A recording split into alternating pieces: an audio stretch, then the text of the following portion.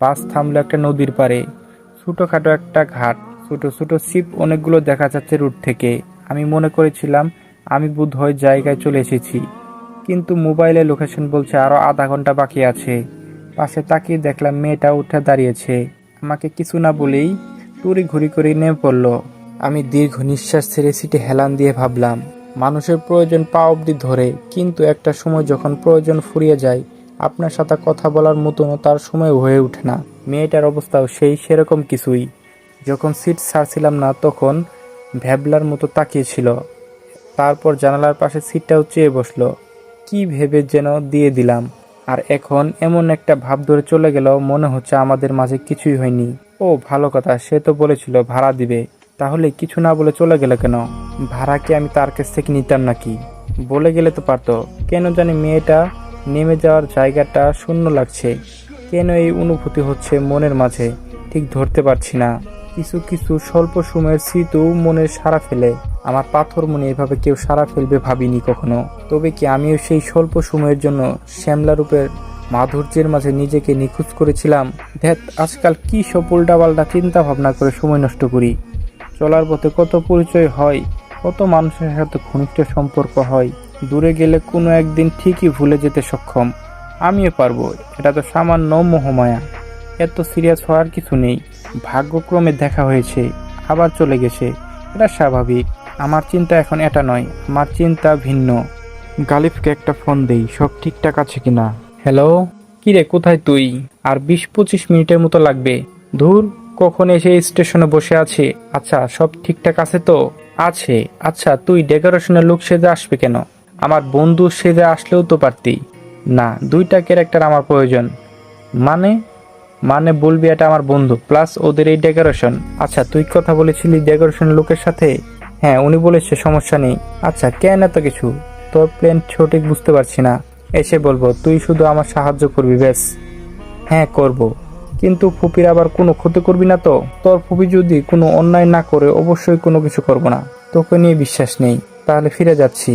এই না না, তোর যা ইচ্ছা তাই করিস, তবুও আস।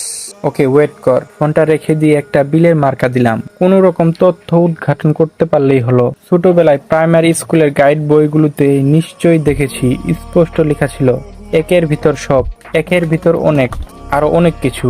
আমার উদ্দেশ্য অনেকগুলো, একটা ইস্যু ধরে অনেকগুলো উদ্দেশ্য সফল করবো ইনশাল্লাহ।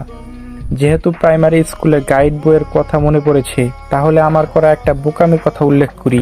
আমি আগে মনে করতাম একের ভিতর অনেক, একের ভিতর সব, এগুলো গাইডের নাম। তার ফাঁকে যে লেকচার, পাঞ্জেরি, জুপিটার ইত্যাদি লেখা থাকতো, সেটা আর নাম হিসেবে ধরতাম না। আমি একলাই সেই বোকা লোকটা ছিলাম নাকি? আমার মতো কেউ আছে সেটা অনেক ভাবি। ছোটবেলায় আরো অসংখ্য বোকামি আছে, যেমন চাঁদের মা বড়ির সুতো, যেগুলো চুলে দিলে চুল সুন্দর হয়।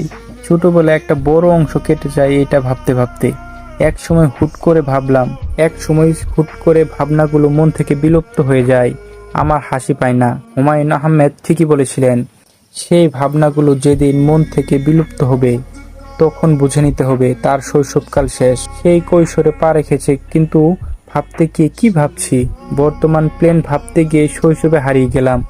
আসলে মন তো এমনই, পৃথিবীর সব থেকে দ্রুততম কিছু একটা। সেকেন্ডের ভেতরে শৈশব, কৈশোর, জীবনের স্মৃতি, আবার অদূর ভবিষ্যতে সে চলে যেতে পারে, তাও সেকেন্ডের ভেতরেই। গালিব হলো আমার মেঝো মামার ছেলে। ওর সাথে পরিচয় নিউ ইয়র্কে। আমি যে ফ্ল্যাটে ভাড়া নিয়েছিলাম, সে একটু ব্যয়বহুল হয়ে পড়েছিল। প্রতি মাসে বাবার থেকে এভাবে টাকা চাওয়াটা কেমন যেন লাগতো। অবশ্য বাবাকে বলতে হতো না, প্রতি মাসে আমার অ্যাকাউন্টে টাকা পাঠিয়ে দিত। তবুও নিজের কাছে কেমন যেন লাগতো। এত টাকা ব্যয় সেটা নিতে পারছিলাম না। তাই সিদ্ধান্ত নিলাম, ভার্সিটির কোনো প্রবাসী স্টুডেন্টকে রুম শেয়ার করা যেতে পারে। ভার্সিটির ফেসবুক গ্রুপে স্ট্যাটাস দিলাম, সাথে ঠিকানা সহ। বিকেলের দিকে কেউ কলিং বেল বাজালো। তখন তার সাথে সামান্য পরিচয় হলো। সে এখানে থাকতে আগ্রহী। প্রবাসীদের মাঝে খুব ভালো একটা অভ্যাস আছে, সেটা হলো তার সঙ্গীদের পরিচয় খুঁটিয়ে খুঁটিয়ে জানা। অবশ্য আমি জানতে চাইনি, সে নিজের ইচ্ছে আমাকে জিজ্ঞেস করত। আমি সারাদিন এভাবে বিষণ্ণ মনে থাকি কেন। বেশ কয়েকবার জিজ্ঞেস করার পর আমার পরিচয় দেই। ভাগ্যবশত তার পরিচয় বেরিয়ে আসলো, সে আমার মেঝো মামার ছেলে। এটা অবশ্য কুইন্সিডেন্ট। অনেকে ভাবতে পারেন এগুলো গল্পে বা সিনেমায় হয়, তবে ব্যাপারটা সেরকম না। বাস্তবে এরকম অনেক উদাহরণ আছে। আপনিও খুঁজে পেতে পারেন আপনার কোনো নিকট আত্মীয়, তবে তার জন্য আপনার মাঝে একটা গুণ থাকা লাগবে। সেটা হলো মানুষকে জানার প্রবণতা। হাই হ্যালো মাঝে সীমাবদ্ধ রাখলে তো আর হবে না, মানুষকে জানার প্রবণতা মনের মাঝে তৈরি করতে হবে। একটা সময় বাস থামলো। আমি আশেপাশে তাকিয়ে দেখলাম মেয়েটা কিছু ফেলে গেল কিনা, কিন্তু না, মেয়েটা কিছু ফেলে যায়নি। তবে চিন্তার বিষয়, মেয়েটা কেন এত হস্তদন্ত করে নেমে গেল? কেমন আছিস? ভালো। সে কখন থেকে বসে আছি? আমি তো আর বাসের ড্রাইভার না যে নিজের ইচ্ছে মতো চালাবো। তোর তেরা তেরা কথাগুলো আর গেল না, চল তো। সব ঠিকঠাক আছে তো? কালিব বলল, আচ্ছা, ডেকোরেশনের পরিচয় থাকতে চাইছিস কেন বলতো? আমি বললাম, তোদের বাড়ির মানুষগুলোর আসল পরিচয় জানতে। কালিব বলল, মানে? আমি বললাম, পরে বলবো কোনো এক সময়। কালিব বলল, ঠিক আছে। কালিব নিজস্ব গাড়ি নিয়ে এসেছে। চিন্তায় পড়ে গেলাম, গাড়ি উঠবো নাকি উঠবো না। মনে হচ্ছে উঠাই বেটার। কালিব বলল, কিরে দাঁড়িয়ে আছিস কেন? আমি বললাম, রিক্সা করে যেতে হবে। কি অদ্ভুত, গাড়ি থাকতে তুই রিক্সা করে যাবি? তুই বুঝবি না, তুই তোর বাড়ির ঠিকানা দিয়ে দা। তার দরকার নেই, রিক্সাওয়ালাকে বলবে আমার পিছনে পিছনে আসতে। বিয়ের বাকি আর 3 দিন, কিছুদিনের ভিতরে সবকিছু আমাকে জানতে হবে। আর ছদ্মবেশে গেলে অনেক সহজ হবে ব্যাপারটা। জানতে পারবো কে কি ধরনের মানুষ। তাদের বাড়ি অনেকের উপর আসে আমার ঘৃণা। 1ম নাম্বার তালিকায় আমার আম্মু, 2য় নাম্বার আমার বড় মামা, 3য় নাম্বার হচ্ছে আমার বৃদ্ধ নানি। এতটুকু মনে আছে, তারাই সেদিন আব্বু আম্মুর ডিভোর্সের জন্য মুখ্য ভূমিকা পালন করেছে। অবশ্য আব্বু আম্মুর দোষ কম ছিল না। আমার সামনে ঝগড়া লেগে থাকতো সব সময়। আমি দরজার আড়ালে দাঁড়িয়ে সবকিছু দেখতাম। সেই সময় ছোট হলেও একটু একটু বুঝতে পারতাম। তবে কি নিয়ে তাদের মধ্যে ঝগড়া হতো সেটা বুঝতাম না। তাদের দুজনের ঝগড়ার ফলে শৈশবের অনেক দিন অতিবাহিত হয়েছে আমার না খেয়ে। আমার নীরবের ফেলা প্রতিটা অশ্রু জানতো কিভাবে দিন পার করেছি। পরিবার থেকে এই ডিপ্রেশনগুলো শিশুকে হোক বা সুস্থ মানুষকে হোক, তাকে পুরোপুরি মানসিক রোগী বানিয়ে দেয়। ফলে সে দীর্ঘদিন সিদ্ধান্তহীনতায় ভুগে। এক সময় ভুল সিদ্ধান্ত নিয়ে তার জীবন মোড় ঘুরিয়ে দেয়। পরে সমাজ বলে সে খারাপ, কিন্তু সমাজের মানুষের চোখে এটা কখনো পড়ে না যে তার খারাপ হওয়ার উৎপত্তি হলো কোথায়। কি কারণে ছেলেটা আজ নেশায় মগ্ন, কি কারণে মেয়েটা আজ বেপরোয়া, কেন সে আজ এই খারাপ পথে, সেই দিকটা খতিয়ে দেখার মতো কেউ নেই আমাদের সমাজে। তবে হ্যাঁ, সমাজে বলা মন্দ মন্তব্য তার কোনো আসে যায় না। সমাজ দিয়ে সে কিছু করবে না। ভ্রাতৃত্ব নামে বন্ধনের সুতো সে কবেই কেটেছে। পরিবারের দেওয়া অদৃশ্য সেই কষ্টে।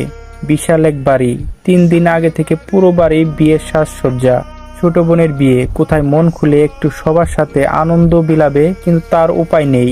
মায়ের মুখোশ খুলতে ঠিক আমাকে সেই আনন্দ মাটি চাপা দিতে হবে। ভিতরে চল। আমি চট করে ব্যাগ থেকে নর্মাল ড্রেসগুলো বের করে পরে ফেললাম। গালিব মুচকে হেসে বলল, তোর গতিবিধি বোঝা বড় দায়। তুই ছোট মানুষ, তোর এত বুঝে কাজ নেই। গালিব বলল, কোন সময় কোন বিপদ ফেলে দিস সেটা বলা মুশকিল। আমি বললাম, আজাইরা চিন্তা করিস কেন, চল তো। পুরো বাড়ি মেহমানের ছড়াছন্নি, এদের মাঝে কাউকে আমি চিনি না। নানু বা মামাদের দেখলে একটু অনুমান করতে পারবো। গালিব আমাকে সবার ছবি দেখাতে চেয়েছে অনেকবার, কিন্তু ইচ্ছে হয়নি দেখার। আমি মানুষটা বেশ অদ্ভুত, যা থেকে একবার অনীহা সৃষ্টি হয় সেটার প্রতি আকর্ষণ তৈরি করতে বেশ সময় নেই। অনেক সময় নিয়েও কাজ হয় না। গালিব আমার সাথে আছে, সে আমার মুখে কোনো প্রশ্নবোধক বাক্যর অপেক্ষা করছে। আকবারে কিছু বলছে না। মূল দরজা দিয়ে প্রবেশ করতে পাশ কাটিয়ে একটা মধ্যবয়সী লোক গেল। গালিব আস্তে আস্তে আমাকে বলল, আব্বু আব্বু। আমি বললাম, তোর আব্বু? মেজো মামাকে চিনতে পারলাম না। গালিব বলল, নো প্রবলেম ম্যান, আমি চিনিয়ে দিব। বাড়িটা 2 তলা, তবে এর দৈর্ঘ্য প্রস্থ অনেক বড়। বাড়ির সিস্টেমটা আহসান মঞ্জিলের মতো, তবে আহসান মঞ্জিলের থেকে একটু ছোট। অনেকগুলো ডিজাইন বা ভিন্ন। মামারা সবাই কুমিল্লা থেকে স্থানান্তরিত হয়ে খুলনা এসেছে, এবং সেটা আব্বু আম্মুর ডিভোর্সের পরে। কবে স্থানান্তরিত হয়েছে সঠিক বলতে পারছি না। আর এই বাড়িটা দেখে মনে হচ্ছে অনেক পুরনো, হয়তো নিলামে পেয়েছে, কিনে ফেলেছে। যাই হোক, একটু দূরে যেতেই থমকে দাঁড়ালাম। গালিবের দিকে তাকিয়ে দেখি সে আড়ালে থাকা কাকে যেন ইশারা করে কি যেন বলছে। আমি যে গালিবের দিকে তাকিয়ে আছি সেটা সে লক্ষ্য করিনি। এবার আড়ালে থাকা মেয়েটা দৃশ্যমান হলো। অনেকে ভাবছে মেঘা হবে, তাই না? মেয়েটা অপরিচিত, বয়স তো একটা বেশি না, তবে 17-18 তো হবেই। বেশ সুন্দর, ফর্সা মুখ, দুজনে দুজনের হাতের ইশারা কি যেন বলছে।